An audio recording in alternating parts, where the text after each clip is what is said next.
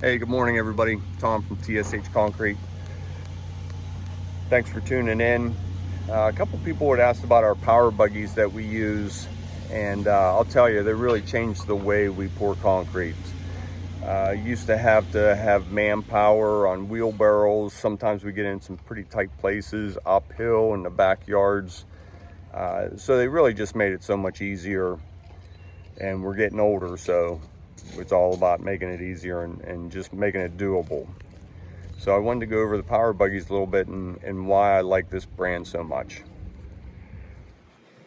So here we are. These are Canyon power buggies, and they run on tracks with some pretty aggressive treads on them.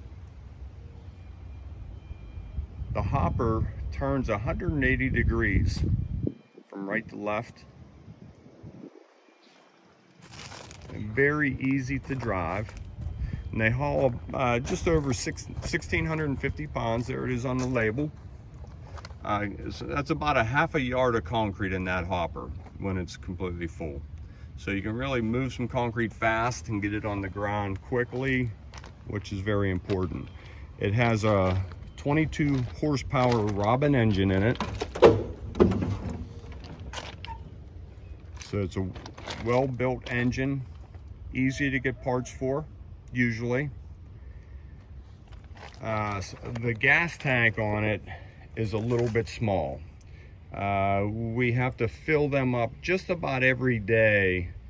It'd be nice if the tank was a little bit bigger. So that's the only negative I can think to say about these things. And they have never let us down. We keep up on the maintenance. Whenever it was new, we used to spray them with foam release, but as you can see, they do get dirty. But that's the line of work we're in, and we have a new one coming in, and hopefully we keep that cleaner for as long as we can, and that's just what happens. I do keep this pretty clean in here. Get rocks and gravel in there, it binds it. Nothing major. We've never pulled a track off. There's a real simple adjustment bolt right here that you can keep the tracks snug. Grease fitting, you keep it maintenance, keep it greased. We grease those about every 3 days. When we run them 2 hours a day, so about every 6 to 8 hours we grease them. Something I want to point out, if you're thinking about getting one, on these 6 rollers across here, kind of a tough setup, but I get why they do it. They're always in the dirt, in the mud, so you have to take these caps off and screw in a grease fitting, pump it full of grease, take the grease fitting out, and put the cap back in. And I do that every winter. And the rollers are, this machine is about 10 years old. Our other one is about 8 years old, and they're still tight. Every winter I loosen the tracks, do that. The rollers are still as tight as could be. So I recommend that. And as far as the controls on it, choke, give it a little bit of throttle. Sorry about that.